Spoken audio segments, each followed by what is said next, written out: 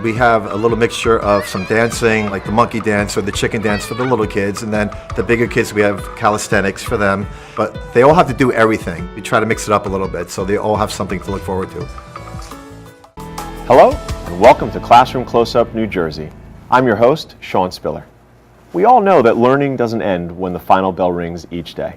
Kids have homework and after-school activities, of course. But not to be missed are educational opportunities beyond the classroom, like exploring the arts, on visits to museums, reflecting on history and culture while on vacation or at family reunions. On this episode, we'll focus on programs that expose students to global experiences beyond the classroom walls and back again. But first, children around the world unite by exercising at the same time. Boys and girls, it's time for Project ACES.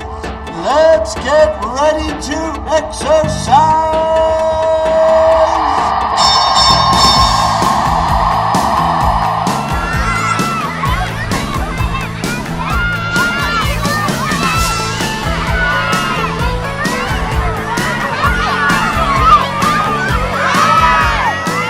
ACES stands for All Children Exercise Simultaneously.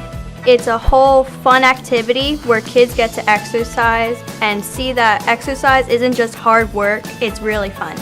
The basic concept is to get kids exercising around the country and the world today at 10 o'clock their local time. And it's a motivating tool to get them to love exercise and to lead healthy lifestyles and just to promote physical activity and physical education. It's really interesting and cool because kids are doing this too at the same exact time, so it's interesting to think that they're actually doing it. Well, we started it back in 1989. This is the 29th year, and the whole idea was to get 5 elementary schools in Montville to exercise at the same time. But what happened, the word caught on, and somebody from New York heard about it from a friend, and they said, "Can we join you?" I'm like, "Yeah, sure." And then a teacher I know in Connecticut, I was telling him about it. He said, "Can I join you too?" I'm like, okay, this is cool. We got 3 states. Maybe we can try to get all 50. And I started a letter writing campaign to write to schools, and Sports Illustrated heard about it. They wrote about it, and then it just picked up from there. And it was basically going to be a 1-year event, and it just transformed into this yearly event where the first year, 250,000 kids participated, and now there's millions all over the world.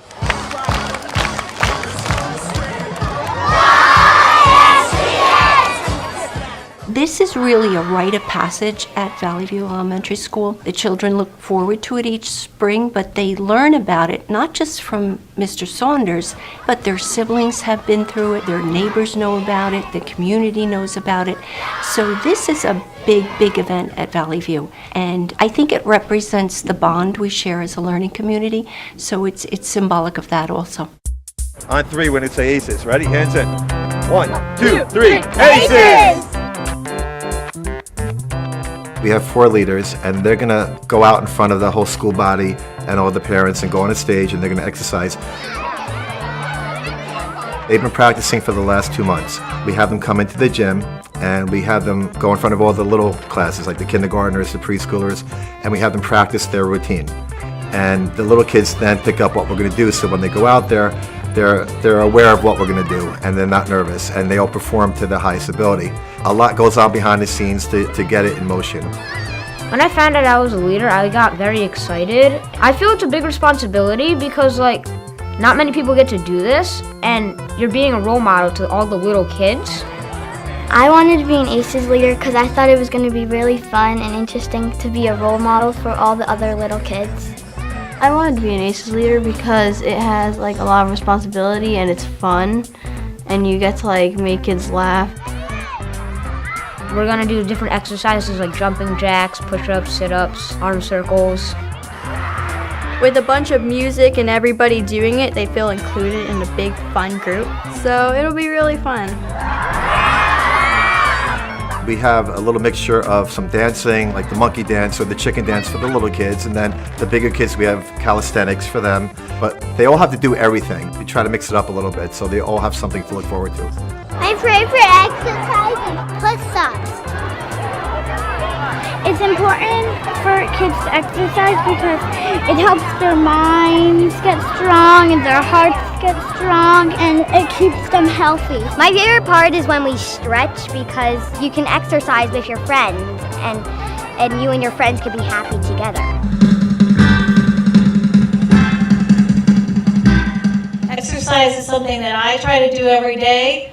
Not only is it great for your heart, it's great for your mind. Makes you happy when you do it. So I'm just happy to be here and be a part of it. Thank you, Mr. Saunders. We've had schools from Japan and China, Poland, Israel. So the program has grown significantly, and it's exciting to see and watch it grow. Basically, how I look at it, if there's 1 million kids participating, if I could change the life of one child out of the millions, the program's a success.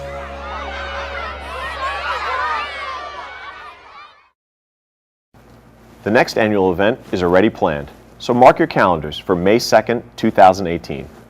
Programs like this work because they motivate kids, allowing them to feel connected with their peers, acknowledging their differences in culture and geography, while celebrating what they have in common. It's a way to relate to others, to see people on a human level. Opening the door to empathy and understanding is a step towards lending a hand where help is needed most.